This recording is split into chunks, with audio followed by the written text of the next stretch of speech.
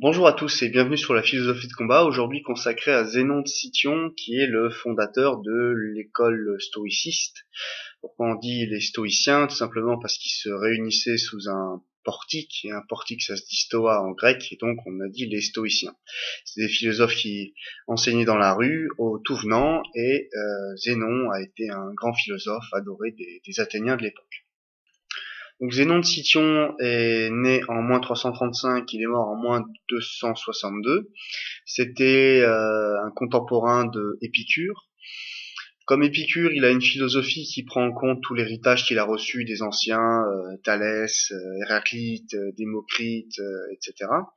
Et qui essaye de combiner toutes ces visions du monde pour en faire une qui serait, pour presque dire dialectique, qui prend en compte toutes les sensibilités pour essayer d'en donner une qui serait, comment dire, une sensibilité qui serait pas médiane bien sûr, mais qui irait au-delà de ce que les anciens Grecs ont déjà pu dire. Je veux dire, à cette époque-là, la dialectique est déjà une science ancienne, puisqu'elle a plus de 200 ans d'existence. La rhétorique aussi, c'est une vieille science. Et beaucoup de sciences comme la logique, etc., tout ça sont des sciences qui ont été beaucoup étudié, beaucoup travaillé, et il prend cet héritage et il essaye d'en faire quelque chose qui est très intéressant et qui surtout la façon. Alors Épicure c'était le jardin où tout le monde était le bienvenu, et lui c'était dans la rue. C'est comme si vous alliez au centre-ville de votre ville et vous vous mettiez à discuter avec vos amis sur des sujets de philosophie, les gens s'arrêtent et puis ils écoutent ce que vous avez à dire, et ils trouvent ça intéressant, et justement les gens ont beaucoup aimé Zénon de Cityon, à mon avis pour deux raisons.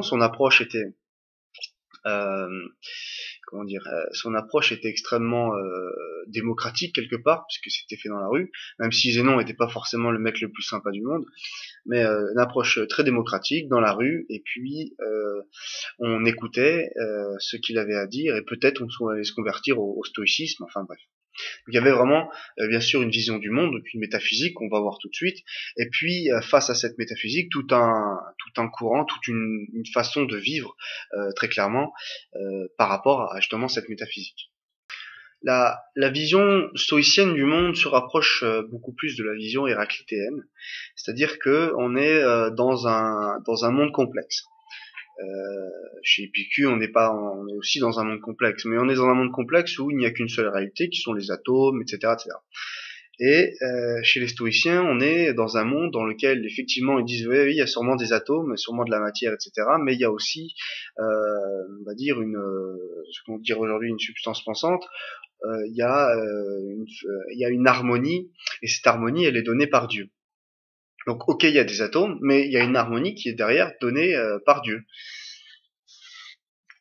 Et donc, je vais vous lire d'où partent les stoïciens pour prétendre, d'où part leur vision du monde. Les stoïciens pensent que le premier instinct de l'animal est celui de la conservation. La nature le lui a donné dès l'origine. L'animal connaît nettement son organisation et sa nature. Il n'est pas vraisemblable, en effet, que l'animal soit ennemi de lui-même et ne cherche pas sa conservation. Il faut donc dire nécessairement qu'il tient de la nature cette affection pour lui-même, qui lui fait fuir ce qui lui nuit et rechercher ce qui lui est utile. Quant à cette opinion que le premier instinct est celui du plaisir, il démontre qu'elle est mensongère. Donc il démontre qu'elle est mensongère. Là c'est une toute petite attaque contre Épicure, justement. On dit voilà, quant à cette opinion, donc quand Épicure dit que le premier instinct est celui du plaisir, les stoïciens démontrent que c'est mensonger, que c'est pas vrai. Alors, je reviens sur les stoïciens. Ils pensent en effet que le plaisir, s'il existe vraiment, n'est qu'un élément surajouté et qui vient ensuite, après que, par elle-même, la nature, ayant recherché tout ce qui est propre à la conservation, l'a obtenu. C'est ainsi que les animaux se réjouissent et que les plantes verdissent. Alors oui, si on pense à la pyramide de Maslow, par exemple, qui vont nous dire, peut-être que le plaisir est quelque chose de naturel, c'est bien, mais ce que recherche la nature avant justement le plaisir en lui-même, donc c'est la conservation. Donc la conservation vient avant, et là c'est dit par les stoïciens, avant le plaisir.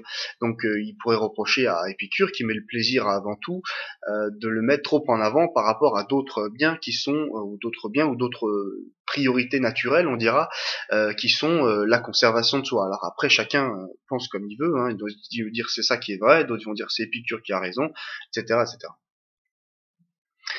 Et puis, très belle expression, c'est ainsi que les animaux se réjouissent et que les plantes verdissent, c'est-à-dire quand ils ont tout obtenu, eh bien, après on cherche le plaisir, et c'est là que les animaux se réjouissent et les plantes verdissent. Donc si les plantes sont bien vertes, elles sont contentes, c'est parce qu'elles ont eu tout ce qu'elles veulent, et en plus, elles ont le plaisir. La nature n'a mis, disent-ils, donc les stoïciens disent-ils, aucune différence entre les plantes et les animaux à ce sujet, car si elle gouverne les plantes sans instinct ni sensation, il reste en nous quelque chose de végétal. Les autres instincts de l'animal, qui le portent à rechercher les choses qui lui conviennent, lui sont donnés par surcroît et sont réglés par une raison naturelle. Une raison naturelle. Alors la raison naturelle, pas au sens où on l'entendra beaucoup plus tard, mais la raison naturelle, c'est l'instinct.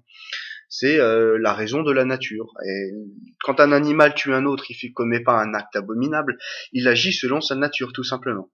Et donc, il y a une sorte de raison naturelle, mais l'être humain, il a autre chose, et on va voir ce que c'est. Comme d'autre part, la raison a été donnée aux animaux raisonnables d'une façon plus parfaite, vivre selon leur nature devient pour eux vivre selon la raison. Elle est en effet un instrument régulateur de l'instinct. C'est pourquoi Zénon, dans son premier livre, intitulé De l'homme, a dit que la fin était de vivre conformément à la nature, c'est-à-dire à la vertu, car la nature nous conduit à la vertu. Un de ses collègues, Cléante, etc., sont du même avis. Chrysippe ajoute qu'en retour, vivre selon la nature, c'est vivre selon les moyens que la nature nous donne pour vivre, car notre nature n'est qu'une partie de l'universelle nature. Ainsi la fin devient le fait de vivre selon la nature, la nôtre est celle du tout, sans rien faire de ce qui est défendu par la loi commune, la saine raison répandue partout, donnée aussi à Zeus qui dirige et organise le tout. Donc voilà comment ça fonctionne chez les stoïciens. Effectivement, les animaux et les plantes sont des êtres raisonnables et ils agissent selon la conservation de la nature et ils agissent selon... Alors il y a un mot qui existe, ça s'appelle le katékon. Le katékon, c'est les actions qui sont réalisées selon notre nature, mais on ne va pas rentrer dans les détails de la philosophie stoïcienne. Donc en fait, les stoïciens disent tout simplement, il y a un certain nombre, il y a notre raison naturelle, la raison de la nature, notre instinct. Notre instinct nous pousse à faire un certain nombre de choses, mais comme il dit, d'autre part, la raison a été donnée aux animaux raisonnables d'une façon plus parfaite. Vivre selon la nature devient pour eux vivre selon la raison. C'est-à-dire que pour l'homme qui a une raison plus parfaite, vivre selon qui a une raison qui lui permet d'aller au-delà de la raison naturelle, on a une raison, on dira, presque divine, ou une raison qui est plus parfaite, on va dire plus parfaite que la raison naturelle. Donc il y aurait une raison naturelle qui serait, là c'est bien le stoïcisme. Donc il y aurait une raison naturelle qui serait bien, puisqu'elle nous permet de survivre, et puis finalement il y aurait une autre raison qui serait un peu plus, pas supérieure, mais qui serait alors justement, est-ce que c'est une différence de degré ou de nature? J'aurais plus juste tendance à dire que c'est une différence de degré, c'est-à-dire que la nature des animaux et la nature de l'homme sont exactement la même nature, qu'on appellera ici une raison naturelle. Donc la raison des animaux et la raison de l'homme on partage avec les animaux et les plantes d'ailleurs, selon les stoïciens, ce qu'on va appeler la raison naturelle, ce qu'on dit aujourd'hui l'instinct. De toute façon, quand on parle dans la rue, on parle de l'instinct, et on partage en commun l'instinct, mais nous, comme on a une raison un peu plus parfaite, on doit agir en fonction de cette raison qui est un peu plus parfaite, et la manière, voilà, donc nous, on ne doit pas seulement agir avec instinct, on doit aussi agir avec une raison un peu plus parfaite. Et puis évidemment, le mot de la fin est donné par le dieu Zeus. Donc voilà. Ainsi, la fin devient le fait de vivre selon la nature. La nôtre est celle du tout, sans rien faire de ce qui est défendu par la loi commune, la saine raison répandue partout. Alors, on part d'un postulat, d'un axiome là en philosophie, qui est que il y aurait une saine raison répandue partout, donnée aussi à Zeus, qui dirige et organise le tout. Donc il y a Dieu ou le dieu là, Zeus très clairement, ou alors les hommes qui partagent cette même raison, la raison qui est capable d'organiser le tout. Alors vous voyez qu'il y a vraiment l'idée de... alors ils commettent pas le défaut qui est de dire que les animaux sont d'une nature différente que celle de l'homme. Donc ça c'est déjà bien. Ils disent finalement on dit presque qu'on est des animaux avec une raison un peu plus élevée, c'est tout en fait. On est des plantes avec une raison un peu plus élevée, ce serait un peu ce que diraient justement les stoïciens. Et aussi la saine raison répandue partout. Alors c'est un postulat qui pour eux est voilà, Dieu qui dirige et organise le tout, donc l'universel. Donc pour eux, la façon dont ils vont s'exprimer et voir le monde est universelle, et c'est-à-dire qu'elle est vraie pour les stoïciens, mais aussi vraie pour tout le monde et tous les êtres et le monde en entier. Alors, il y a une petite différence, une petite distinction que je vais faire entre ce que veut dire la vertu chez Aristote et la vertu chez les stoïciens. Un petit détail, mais qui est pas, voilà, normalement vous comprenez ce que ça veut dire la vertu, mais chez Aristote la vertu c'est agir d'une façon noble, c'est-à-dire avec noblesse. Et chez eux la vertu c'est, je vais vous le dire, hein. La vertu est une disposition en accord avec l'harmonie commune, et elle est vertu en soi et absolument, et non pas par l'effet d'une crainte ou d'un espoir ou de quelques influences du dehors. Ça c'est très important, on va revenir dessus. Le bonheur réside dans la vertu, l'âme devant être en harmonie avec la vie entière. L'animal raisonnable se corrompt tantôt par la persuasion des autres extérieurs, tantôt par les conseils des gens qu'il fréquente, car la nature par elle-même ne donne que de bons instincts. La vertu est encore une certaine perfection générale comme celle d'une statue. Elle peut être non spéculative comme la santé ou spéculative comme la sagesse. Hécaton, un des collègues à Zénon, dit que sont scientifiques et spéculatives celles qui se reconnaissent à l'examen comme la sagesse et la justice, et que celles-là ne sont pas spéculatives, qui sont reconnues par extension des spéculatives comme la santé et la force. En effet, la sagesse qui est spéculative donne comme suite naturelle et par extension la santé, comme aussi de la construction d'une voûte vient sa solidité. Donc, alors, on va jouer un petit peu sur les mots, mais chez Aristote, on va dire la vertu, c'est tendre vers le bien, vers la noblesse. Et eux,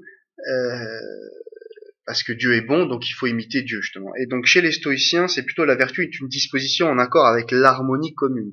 Donc chez les stoïciens, la vision du monde, c'est vraiment le cosmos. Donc l'idée qu'il y a une harmonie, un ordre, et que il faut vivre de la façon de vivre dans la vertu, c'est justement, c'est pas l'aversion comme on peut avoir aujourd'hui quand on pense le bien et le mal, mais c'est être dans l'hubris.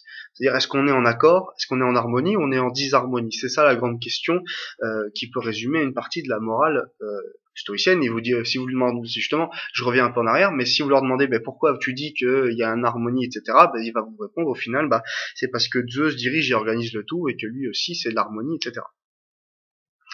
Alors, il y a beaucoup dans ce que je veux dire, c'est très dense parce qu'en fait, si vous avez dans la tête l'histoire de la philosophie, vous savez que dans juste le petit passage que je viens de vous lire, il y a pratiquement tout le monde va s'engouffrer dans ces petits détails-là, notamment un ami Emmanuel Kant.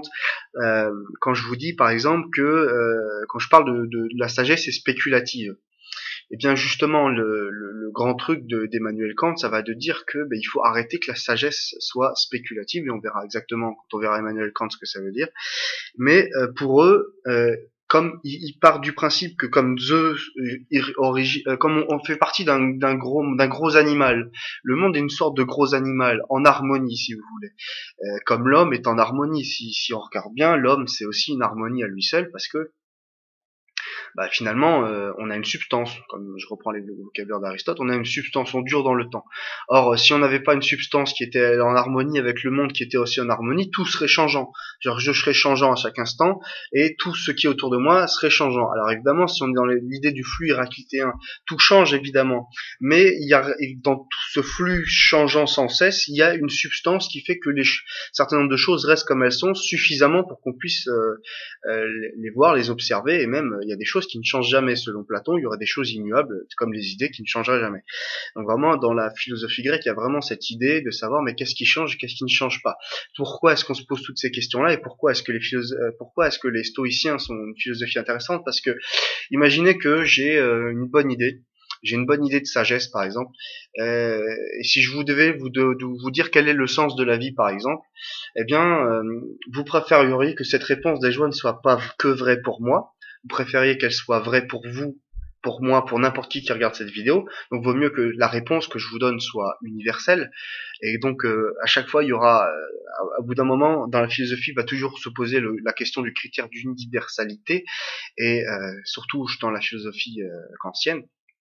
Et là justement, comme ils disent, bah, si on a l'idée que Dieu régit tout, forcément Dieu est universel. Et donc on n'a plus à se poser cette question-là, mais elle va ressurgir plus tard dans l'histoire de la philosophie. Et en fait, deuxième critère, donc vous voudriez que ça soit universel, et puis vous voudriez comment dirais-je, et deuxième chose, vous voudriez qu'elle soit une vérité stable dans le temps, c'est-à-dire qu'elle ait une substance. C'est-à-dire que si je dis ma vérité est universelle pendant une seconde, ça ne marche pas, mais si elle a une substance, elle dure dans le temps, la vérité du sens de la vie non seulement fonctionne pour tout le monde, mais en plus elle a une durée dans le temps. Et donc, c'est-à-dire que dans 500 ans, 100 000 ans, 300 000 ans, si je dis une vérité qui a les deux qualités d'être universelle et d'avoir une substance illimitée, eh bien, si je vous donne cette vérité-là, forcément, vous allez, dans 200 ans, quand les gens vont réécouter ma vérité, ça sera toujours vrai à cette époque-là.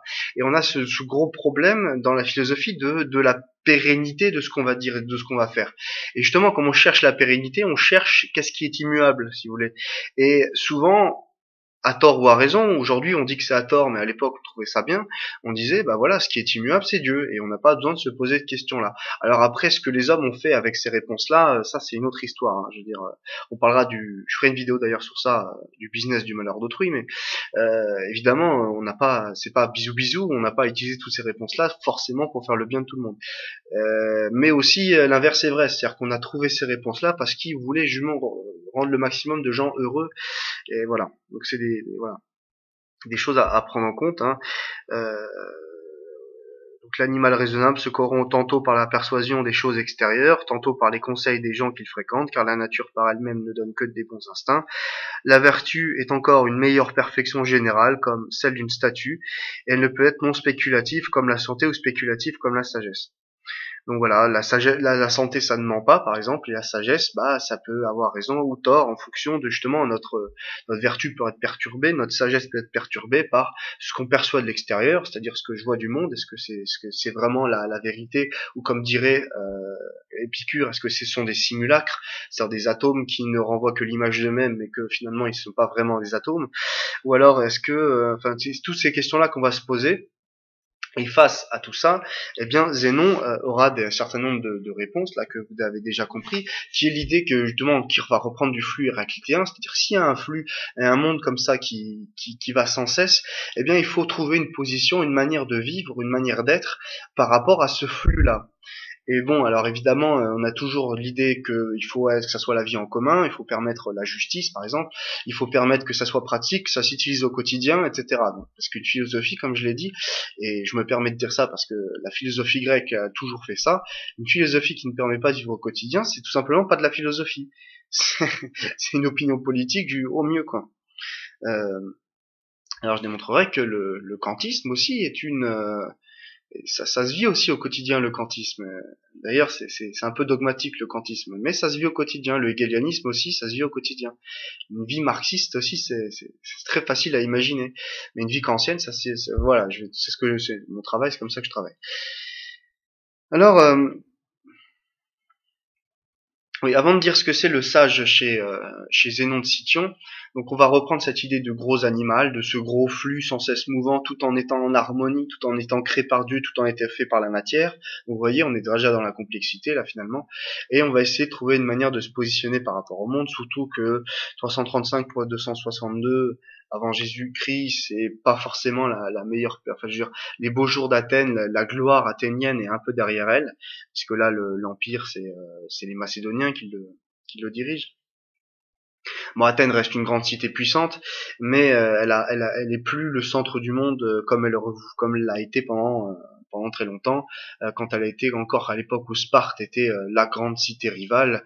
Et puis là, bah, finalement, ils se sont fait battre militairement.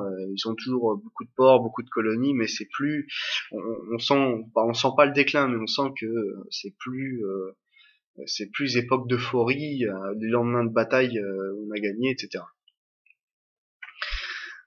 Alors, l'idée de stoïcienne, c'est vraiment de comment je me place par rapport au monde pour deux choses, ne pas être emporté par les bêtises. Par exemple, si quelqu'un vous dit des bêtises, eh ben vous allez vivre une vie où vous ferez que des, ça c'est la théorie, hein, mais vous ferez a priori que des bêtises. Ou si on vous dit de certain nombre d'informations, vous allez c'est probablement voter pour un tel, ou vous allez faire des mauvais choix, etc. Ou alors de mauvais jugements sur les choses. Il suffit que vous rencontrez des gens qui vous mentent et vous allez avoir des mauvais jugements, et puis etc. On voit ça tous les jours. Il suffit que machine a dit que machin il a fait truc, etc. Et puis finalement vous vous retrouvez dans une situation où on vous demande de faire des choix par rapport à les jugements des autres, et ces jugements peuvent être faux. Par exemple, je sais pas moi, la présidentielle, vous devez voter. Pour qui est-ce que vous allez voter? Alors si évidemment vous regardez la télé, vous allez peut-être avoir envie de voter pour un candidat de droite, mettons, alors qu'il fallait voter pour le candidat de gauche, ou que au centre, ou enfin peu importe où vous voulez voter. Mais est-ce que c'est toujours la grande question que se posent les démocrates, c'est comment on fait pour que pas les gens votent bien entre guillemets, mais comment on fait pour informer les mieux les gens pour qu'ils votent le mieux. Et d'ailleurs comment agir, par exemple vous êtes en train de passer le bac, vous vous posez la question comment est-ce que je dois agir au mieux pour trouver un travail plus tard, pour avoir une situation, ou pour justement pouvoir voyager, ou pouvoir vivre mes rêves, et vous posez toutes ces questions-là. Et il est vrai que la plupart du temps, on vous donne de mauvaises réponses.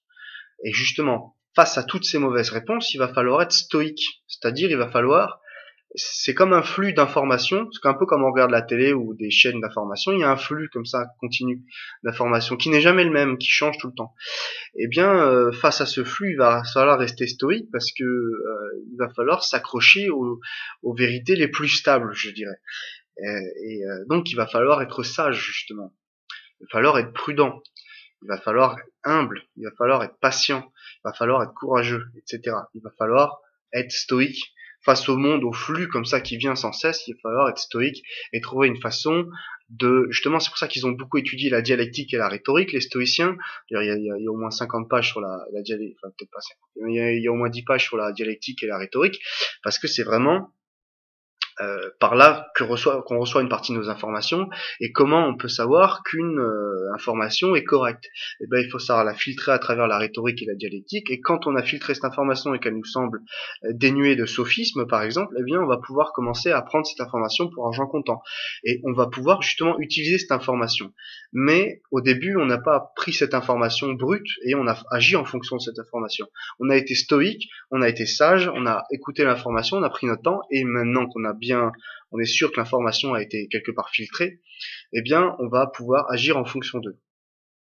On va pouvoir voter pour machin, on va pouvoir faire plein de choses, mais il faut pas se laisser emporter comme ça par le monde, et faut savoir tenir la barre en quelque sorte. Faut pas se laisser emporter par les océans, faut vraiment tenir la barre, et en même temps qu'on tient la barre, eh bien il faut vivre aussi, hein, mais justement, alors toutes les philosophies sont parfaites et pures quand on les présente, mais un stoïcien fait beaucoup d'erreurs aussi, comme un platonicien fait beaucoup d'erreurs, ou comme etc. Et justement, comme ils font beaucoup d'erreurs, ils essayent d'en faire moins, et ils essayent de trouver une philosophie pour en faire le moins possible. Et donc, ils se disent voilà, il faut être stoïque, il faut savoir encaisser les coups, éviter de souffrir, éviter de se plaindre. Et c'était vraiment ça l'idée de la philosophie stoïcienne, qui, je le dis ici, hein, a commencé au moins qui commence à peu près quand Zénon a 32 ans, donc ça nous ferait en moins 300, moins 301, moins 302 avant Jésus-Christ, et puis il meurt une quarantaine d'années plus tard. Alors, certains disent qu'il a enseigné pendant 58 ans et qu'il est mort à un âge très avancé, bref. Mais l'idée étant de ne pas se laisser emporter par ce que Héraclite décrivait comme le flux, justement. Voilà, donc restons stoïques, ne nous laissons pas manipuler n'importe comment. Voilà, justement, le bon mot, je pense, pour décrire ce que Zénon veut éviter, c'est la capacité d'un homme qui agit selon sa nature, selon sa bonne vertu, une raison naturelle comme ça, un instinct, de se faire manipuler n'importe comment. Les stoïciens soutiennent que le sage est exempt de passion parce qu'il est inébranlable. Sans doute aussi le profane et surtout le méchant peuvent être impassibles, mais cela veut dire pour eux qu'ils montrent simplement une dureté que rien ne peut amollir. Le sage est aussi exempt de vanité. Il n'est pas plus ému par la gloire que par l'absence de gloire. Et sans doute il y a d'autres personnes sans vanité, mais c'est par exemple l'homme frivole et léger. Ils disent encore que tous les hommes studieux sont austères, parce qu'ils ne fréquentent pas d'eux-mêmes les lieux où l'on s'amuse et n'écoutent pas les conseils des gens qui veulent les conduire au plaisir. Et sans doute il y a d'autres personnes austères. Mais il en est d'elles comme du vin dont on se sert en pharmacie pour remède plutôt que pour boisson. Les sages sont encore sincères, et ils prennent garde de se montrer meilleurs qu'ils ne sont en cachant leurs défauts pour ne laisser voir que leurs qualités. Ils ne sont pas hypocrites, tout masque est absent de leurs paroles comme de leur visage. Ils ne font pas de commerce pour ne pas être entraînés à commettre un acte contraire au devoir.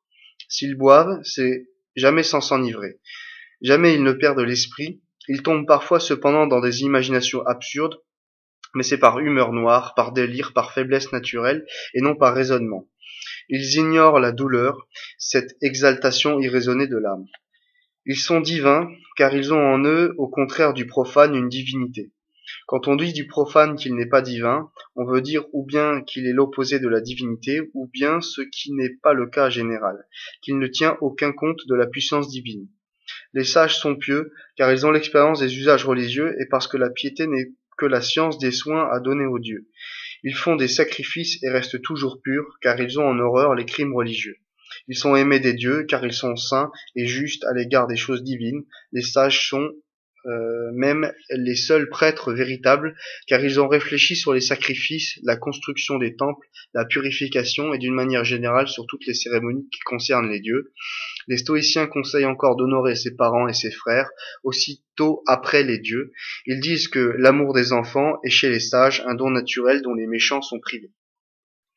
Donc on a vraiment l'image du sage là, du sage stoïcien qui est finalement quelqu'un d'absolument austère, c'est-à-dire quelqu'un qui ne va pas au lieu où on s'amuse, quelqu'un qui est très pieux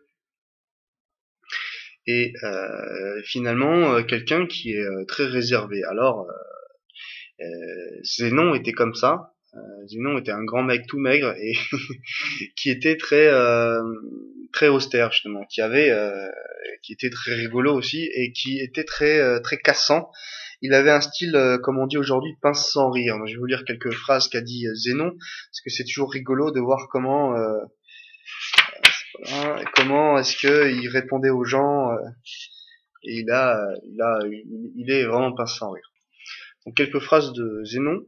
Il soutenait qu'un homme qui discute devait avoir la voix et la force des acteurs, mais ne pas tant ouvrir la bouche comme font ceux qui parlent beaucoup pour ne rien dire. Il soutenait que la vanité est la chose la plus laide qui soit au monde, surtout chez les jeunes gens. Il disait que rien n'était plus étranger à l'acquisition des sciences que la croyance, et que rien ne nous est plus nécessaire que le temps. On lui demandait qu'est-ce qu'un ami. Un autre moi-même. Son esclave volait, il lui donna le fouet. L'autre lui dit, c'est mon destin qui m'a poussé à voler. Parce que en fait, la philosophie stoïcienne justement parle beaucoup du destin. Et d'ailleurs, les philosophes stoïciens croient beaucoup à l'astrologie, puisque si le monde est un animal, un gros animal en harmonie, et que nous sommes aussi un gros animal en harmonie, il suffit de regarder dans le ciel pour voir comment fonctionne l'harmonie du cosmos justement, et les étoiles etc. sera une indication justement de cette harmonie. Et c'est en les observant qu'on va comprendre la propre harmonie dans notre cité ou dans la guerre ou dans les affaires de l'État. Donc là, son esclave essaie de se foutre de sa gueule et ça marche pas. C'est mon destin qui m'a poussé à voler et à être battu aussi, dit-il. Il disait que la beauté était la fleur de la sagesse et selon d'autres que la sagesse était la fleur de la beauté. Voyant l'esclave d'un de ses amis tout marqué de coups, je vois, dit-il, la trace de ton emportement. Il faut pas s'emporter, il faut rester stoïque justement. À un homme trop parfumé, il dit, qui donc, ici sans la femme? Dionysos, le transfuge à sa secte, lui demandait pourquoi il était le seul à n'être point réprimandé. C'est que j'ai peu de confiance en toi. À un homme trop bavard, il lui dit, nous avons 2 oreilles et seulement une bouche, parce que nous devons plus écouter que parler. Invité à un festin, il ne disait mot. On lui demanda pourquoi, il répondit, allez dire au roi qu'il y a ici quelqu'un qui sait se taire. Donc en boîte de nuit, en gros, Zénon, c'est pas celui qui danse. En boîte de nuit, Zénon, c'est celui qui dit c'est quand qu'on se casse d'ici, quoi, en gros. Alors finalement, chez les stoïciens, le but va être le même que celui des épicuriens, seulement par d'autres moyens, ils vont aussi arriver à cette idée d'ataraxie. Chez Épicure, il y arrive par la nécessité du monde, les atomes, et que finalement, quand il y a un accident, il va dire, ça arrive, quoi. Et puis Zénon va arriver à l'ataraxie, mais par une vision du monde qui est complètement différente. Pourtant, la solution est la même, c'est-à-dire que c'est comme Zeus crée un monde harmonieux, etc. Il faut être justement dans cette harmonie. Cette harmonie est gouvernée par quoi? Par la raison. Et comment est-ce qu'on atteint la raison? Et pourquoi est-ce que l'homme, par rapport aux animaux et aux plantes, peut atteindre la raison? C'est parce qu'il peut, justement, il a un surplus de raison, on va dire, et cette surplus de raison, il peut l'utiliser il peut l'atteindre, il peut l'augmenter par sa sagesse et il peut l'atteindre et grâce à ça, il doit et à cause de ça justement plutôt, il doit ressembler non pas à Zeus, mais il doit ressembler au cosmos, c'est-à-dire il doit vivre en harmonie avec lui et donc finalement il faut vivre en accord avec la nature, avec sa nature et avec la la raison. Euh, pour atteindre la sagesse et le bonheur, qui sont tout coup comme chez Épicure, considérés comme une absence de trouble. Alors Épicure va à l'absence de trouble parce que lui il avait des calculs rénaux et qu'il avait besoin donc vraiment il voulait du plaisir dans la simplicité, et Zénon dit il faut atteindre la simplicité, il faut l'atteindre ou l'austérité ou il faudrait l'atteindre ici par le comment dirais-je, il faudrait l'atteindre parce que c'est le monde, c'est l'harmonie du monde qui nous prouve que finalement il faut atteindre cette austérité. Alors dans la philosophie stoïcienne, il y a beaucoup de distinctions qui sont faites sur qu'est-ce que sont des bonnes vertus, vertus primaires, vertus secondaires, etc. Et donc c'est vraiment une philosophie passionnante et qui finalement étrangement arrive un peu aux mêmes conclusions que celle d'Épicure. Alors la différence c'est que Épicure va être un peu évincé parce que lui il met pas assez Dieu en avant, et à l'époque je veux dire personne ne savait lire, etc. Et donc justement les gens mettaient beaucoup en avant mettaient beaucoup en avant Dieu parce que c'était plus simple pour tout le monde. Et la philosophie épicurienne des atomes, c'était un peu quand même un peu trop quoi. C'était tout nous demande de croire aux atomes, mais on peut pas les voir. Alors pourquoi est-ce que les atomes seraient pas d'une manière que ce serait pas divin? Alors il va dire mais si, regardez, vous pouvez voir des grains de poussière par exemple, et les grains de poussière c'est comme c'est ça les atomes. Vous prenez des grains de poussière, seulement c'est encore plus petit, quoi. Alors c'était difficile aux gens d'imaginer qu'il y a quelque chose de physique mais d'invisible, parce que sinon les gens se diraient je devrais me cogner aux atomes, alors je me cogne jamais. Il se trouve qu'il avait raison quand même Épicure, puisqu'on se cogne aux atomes, on se cogne à l'oxygène, mais on le sent pas évidemment. Quand je bouge ma main comme ça, évidemment je déplace de l'oxygène, je déplace de l'air, rien qu'avec ça, on aurait pu se dire, oui, effectivement, il a raison, parce que quand je fais ça, hop, j'ai un courant d'air qui vient, donc j'ai dû pousser un certain nombre d'atomes qui vont glisser sur mon bras, et donc je sens ce courant d'air, et je me dis, il y a des atomes. Là, c'était un peu trop compliqué à l'époque, ça, apparemment, et c'est plutôt la philosophie stoïcienne qui c'est intéressant, c'est par d'autres moyens arrive aux mêmes solutions, donc finalement, bon, voilà. Euh, et comme elle arrive à la même conclusion, on peut se dire que c'est pas très grave. Et donc c'est cette philosophie qui va rester et qui va imprégner les Romains au tout début de leur histoire, hein. D'ailleurs, la mythologie romaine ressemble énormément à la mythologie grecque. Et si vous voulez, il y a la vraie cassure dans la philosophie se fera à partir on verra ça quand, un peu plus tard. Euh, la vraie cassure, elle se fera, elle est dit 10 000 ans en 313. C'est à partir de ce moment-là où l'Empire romain va devenir justement un empire chrétien, pour des raisons qu'on va expliquer. Et c'est à partir de ce moment-là que tout va être modifié et que la philosophie grecque va perdre un peu de sa force. Et c'est justement une autre philosophie. Alors certains diront religion, philosophie. Certains diront que la Bible c'est un mythe. Certains, enfin, on peut tout qualifier. Mais pour pas froisser trop de gens, je vais simplement dire la religion chrétienne. Comme ça, on n'est pas obligé. Mais on aurait pu dire simplement la religion stoïcienne. On peut aussi le dire comme ça, puisque finalement, qu'est-ce qui relie, hein? Religion, c'est religare, c'est ce qui nous relie. Et ce qui nous relie chez les chrétiens, c'est Dieu, Jésus-Christ, etc. Et chez les stoïciens, c'est tout simplement Zeus et puis l'idée d'harmonie, quoi. C'est donc finalement, voilà, faut pas imaginer que quand on a Jésus-Christ et compagnie, on a déjà au moins 600 ans d'histoire de philosophie et de réflexion, et comment dirais-je, la philosophie chrétienne a aussi, elle n'est pas indépendante de l'histoire. On peut croire en Dieu ou pas d'ailleurs, c'est pas important, mais je veux dire, tout était déjà en germe, tout était pas déjà écrit, mais tout était déjà pensé, en tout cas avant qu'on arrive à ça. Mais l'histoire est comme elle est, et puis c'est comme ça. Donc on va avec bonheur sans doute, j'espère pour vous, parler du Dieu chrétien, de Jésus-Christ et compagnie. Euh, Mais avant ça, on va parler, j'ai fait une petite erreur, enfin un tout petit oubli, c'est parce que je pensais pas parler de Leibniz en fait. Leibniz, c'est sa fameuse monade leibnizienne. Comme je pensais pas du tout en parler, mais que finalement, si je veux donner un peu plus de consistance à Emmanuel Kant, mais je vais être obligé d'en parler quand même. Alors, je relis, hein, parce que je suis pas imparfait, et j'ai une très mauvaise mémoire, donc j'ai tendance à beaucoup lire et à beaucoup oublier. Et bon, alors je prends des notes, mais les notes, j'oublie que j'ai pris des notes, donc ça sert à rien.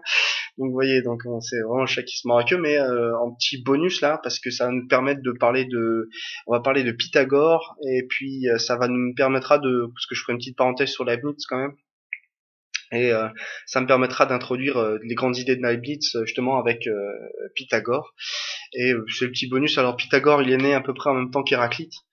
Euh, c'est à peu près la même période, hein, c'est-à-dire que Thalès c'était moins 600 en gros, hein, moins 600, moins 500. Héraclite c'est un siècle plus tard, et là avec Pythagore on est à moins 580 et moins 495. Donc c'est un bonhomme qui a vraiment vécu très longtemps, qui a vécu 85 ans. Donc moins 580, moins 495. Alors dès qu'on est dans ces dates-là, on sait plus grand-chose finalement, parce que les gens ils ont vécu il y a tellement longtemps que on a tout perdu. Je veux dire, imaginez tout simplement, vous prenez n'importe quel bout de papier, ce bout de papier sur lequel j'ai écrit les dates de naissance et de mort de Pythagore, eh bien, dans 500 ans, plus personne va le retrouver. Si ça se trouve, dans 2 jours, il est à la poubelle et on aura oublié. Eh bien, faut pas s'imaginer qu'à l'époque des Grecs, c'était forcément si différent que ça. Évidemment, il y avait des libraires et des gens qui avaient pas la religion du livre, la religion de l'objet livre, hein, pas de ce qui était écrit dedans, et qui voulaient conserver absolument. Et ça, c'était très bien, heureusement qu'ils l'ont fait, mais c'est très difficile. Surtout quand une bibliothèque, ça se brûle.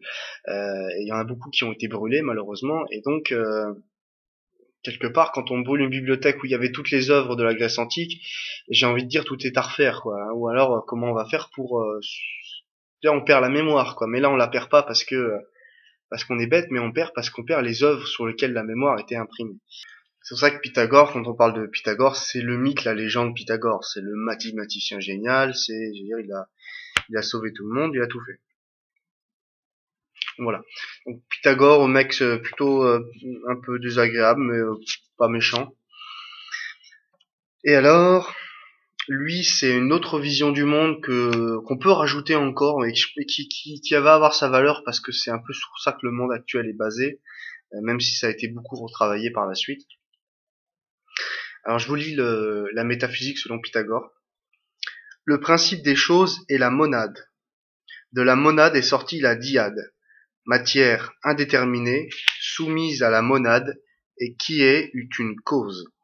De la monade parfaite et de la dyade indéterminée sont sortis les nombres, des nombres les points, des points les lignes, des lignes les surfaces, des surfaces les volumes et des volumes tous les corps qui tombent sous le sens et proviennent de 4 éléments, l'eau, le feu, la terre et l'air. Donc on était à l'époque, hein, on était encore à l'époque de l'eau, la terre, le vent, etc.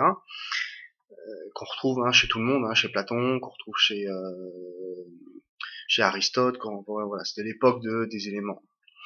Ces éléments se transforment de façon diverse et créent ainsi le monde qui est animé, spirituel, sphérique, et porte en son milieu la terre, qui est ronde aussi et habitée sur toute sa surface. Alors j'aimerais bien pouvoir vous expliquer quel est le rapport entre les monades et les dieux. Il faut juste que c'est le principe des choses. Alors où se trouve le principe des choses, comment ça se passe, etc. Là, ça va être très compliqué parce qu'on a très peu de choses. Hein. Mais bon.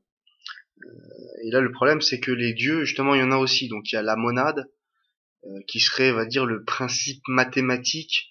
Vous comprendrez peut-être plus simplement ce que c'est quand j'expliquerai ce que c'est substance pensante. En gros, le monde est informé. Ce stylo, il a une taille, un volume, et tout ça, c'est calculable par des mathématiques. Et bien justement, le fait que tout soit calculable par des mathématiques, ce serait ça la monade en fait. Le principe que tout soit calculable par des mathématiques.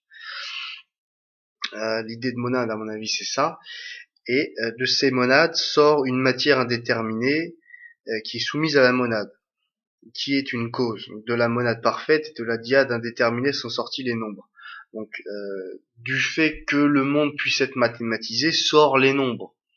C'est une explication comme une autre, hein. Sort le monde, puis après sort la géométrie, la surface, etc. Donc la monade, ça serait le principe tout simplement, puisque c'était un mathématicien, un géomètre et compagnie, que tout soit mesurable. C'est l'idée simple, et du fait que tout soit mesurable, eh bien sort le monde. Et après il dit, hein, le soleil, la lune et les autres astres sont des dieux, puisque prédomine en eux l'élément chaud qui est principe de vie. La lune tire sa lumière du soleil, les hommes sont parents des dieux puisqu'ils ont à part l'élément chaud, et c'est pourquoi les dieux ont le regard sur nous. Tout est soumis au destin qui est le principe d'ordre de l'univers. Donc voilà, on avait le principe d'ordre, donc on aurait l'ordre par les mathématiques si vous voulez. C'est une autre vision du monde qui va se rajouter. Si je devais refaire maintenant ma première vidéo, je rajouterais entre Thalès, Héraclite, Pythagore, Démocrite. Voilà comment j'aurais peut-être dû le faire. Parce qu'effectivement Pythagore nous propose encore une version du monde qui va avoir, on peut en parler parce que c'est encore de l'écho, c'est encore de l'intérêt aujourd'hui, c'est-à-dire que l'idée est toute simple, vous remarquez, prenez une règle par exemple, tiens j'ai la chance, j'ai une règle, prenez une règle et puis avec cette règle je peux mesurer plein de choses, et le fait que les choses soient mesurables, qu'elles aient, comme dirait Aristote, une substance, et cette substance soit suffisamment stable pour qu'on puisse les mesurer. Et c'est ça la monade. Enfin, chez Pythagore, parce que chez Leibniz, ça sera un petit peu différent. Et donc, le fait que les choses soient mesurables, tout simplement. Voilà la monade. Et de ça sort tout l'univers. Les dieux, c'est les étoiles, le soleil, etc. Et puis, les dieux, on regarde sur nous. Faites attention, c'est Pythagore qui l'a dit. Voilà, on va quitter la philosophie grecque qui était tellement intéressante. Zénon de Cityon, donc là j'ai fini ma parenthèse sur Pythagore. Zénon de Cityon va imprégner la philosophie de son temps beaucoup, énormément. C'est simple, hein, c'est comme si vous étiez, je sais pas moi, à Paris, vous alliez sur le pont des Arts et vous vous mettez à discuter philosophie, par exemple, et que les gens passent et ils trouvent ça tellement génial qu'un jour, tout le monde va sur le pont des Arts et il s'effondre. Non, je plaisante. Qu'un jour, eh bien, le fait que vous discutiez sur le pont des Arts, je sais pas, à Paris, avec vos potes de philosophie, que les gens trouvaient ça très intéressant, eh bien, ça va imprégner tout le monde antique, jusqu'à l'Antiquité tardive, ce qu'on appelle l'Antiquité tardive, c'est-à-dire le moment où les Romains commencent à prendre les rênes de la Méditerranée puis de l'Europe, et tout le monde, tout ce monde-là va être imprégné du stoïcisme. Et intéressant dans le stoïcisme, qui est finalement, comme je l'ai dit, une sorte de dialectique, hein, qui est vraiment un mélange de beaucoup de choses qui ont été vues avant. Il y a, si on cherche bien, il y a un petit peu de Platon. Si on cherche bien, il y a un petit peu d'Aristote. Si on cherche bien, il y a un petit peu d'Épicure, il y a un petit peu d'Héraclite, il y a un petit peu de tout le monde. Et cette dialectique-là, cette synthèse, plutôt faudrait dire, on met toutes les thèses les unes à côté des autres et puis on va faire une synthèse, et bien cette synthèse va se retrouver dans le stoïcisme qui elle-même va continuer la philosophie, cette histoire de la philosophie vers l'Antiquité tardive. Alors j'aimerais juste faire encore une petite parenthèse sur Pythagore, euh, pour euh, pour Platon, la monade de Pythagore, c'est tout simplement les idées pures. C'est-à-dire que Platon a des idées pures, on a vu ça 50 millions de fois, hein. Il a ses idées pures, les idées pures en elles-mêmes, la table est plus pure que l'idée de la table est plus pure que la table, parce que la table change toujours et l'idée est éternelle, immuable, etc. Et il va appeler ces idées aussi des monades. Et puis, quand vous dites monade, vous pouvez dire idée pure, c'est un peu la même idée. Mais la monade on pourrait dire aussi, si on utilisait le vocabulaire d'Aristote, c'est une essence, tout simplement. C'est l'essence des choses, l'essence des dieux, c'est la monade, c'est le fait que le monde soit mesurable, c'est le fait que le monde soit mathématisé, mathématisable. Voilà, ça serait ça.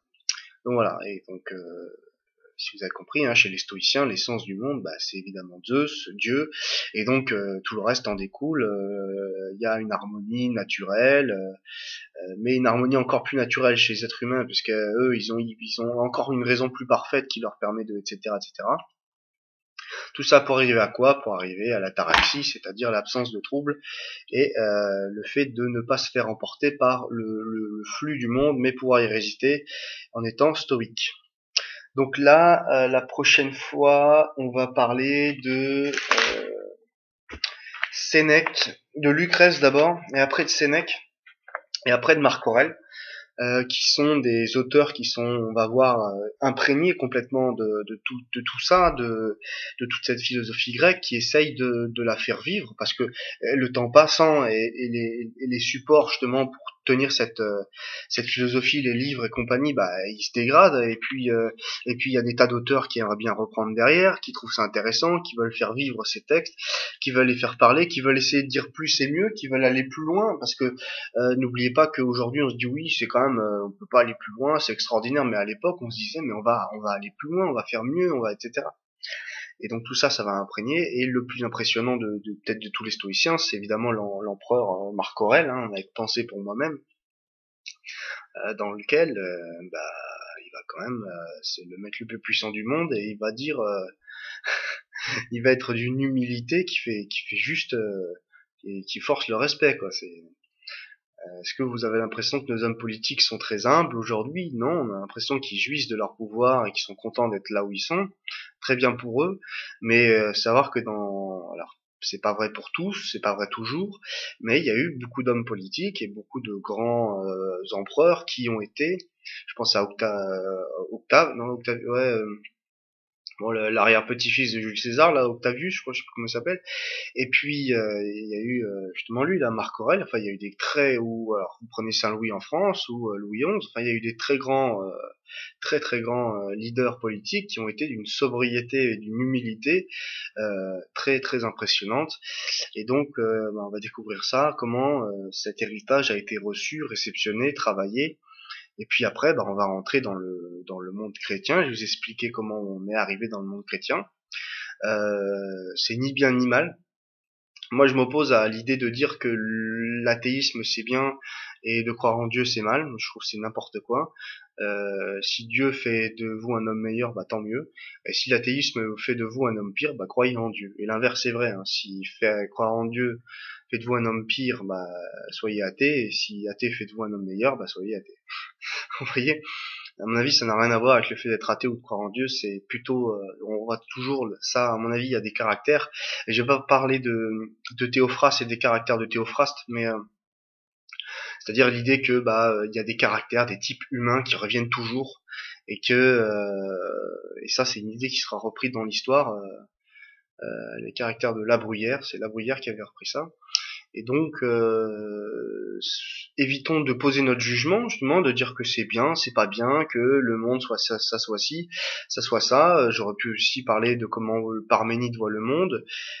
C'est un peu comme Pythagore, hein, c'est-à-dire il va dire la sphère est l'objet en 3 dimensions, en gros, le plus parfait. Le cercle est l'objet en 2 dimensions, le plus parfait. Et puis, voilà. J'aurais pu parler de tas d'autres, d'Empédocle, enfin de tas d'autres personnes, donc j'ai fait un petit choix. Mais vous voyez, vous avez déjà en germe, et de tous ces raisonnements là, vous avez quasiment toute l'histoire de la philosophie qui est déjà écrite. C'est juste que à un moment donné, on a dit c'est Dieu qui a raison, et c'est pourquoi pas. Hein, et puis on s'est dit on s'arrête là et puis on passe à autre chose. Et malheureusement, on n'arrête pas. Et là, Aristote avait raison, aurait pu même prédire ce qui allait arriver à l'Église chrétienne, parce qu'il a dit il y a un désir naturel chez l'homme de savoir, de connaître, de comprendre. Et comme il y a ce désir naturel de savoir, de connaître, de comprendre, même si vous dites la vérité du monde c'est Dieu et on n'en discute plus, eh bien même à l'intérieur de cette vérité, de ce système, voilà, comme j'ai pu le dire, hein, de ce système de langage de pensée qui va enfermer la pensée, eh bien même à l'intérieur de ce système, il va y avoir des bagarres, des discussions, il va y avoir ce qu'on va appeler la théologie, donc l'étude de Dieu, puis après la scolastique. Donc c'est vraiment voilà, pourquoi Dieu, comment est-ce qu'on peut encore mieux croire ou plus croire en Dieu, comment est-ce qu'on peut expliquer Dieu, etc. Et tout ça, ça va arriver par la suite. Mais on n'est pas encore là, alors la prochaine fois, ça va être Lucrèce et Sénèque. Voilà. Et je vous remercie de m'avoir suivi, j'espère que ça vous a intéressé, j'espère que ça vous a plu, et je vous dis à bientôt pour la suite de l'histoire de la métaphysique.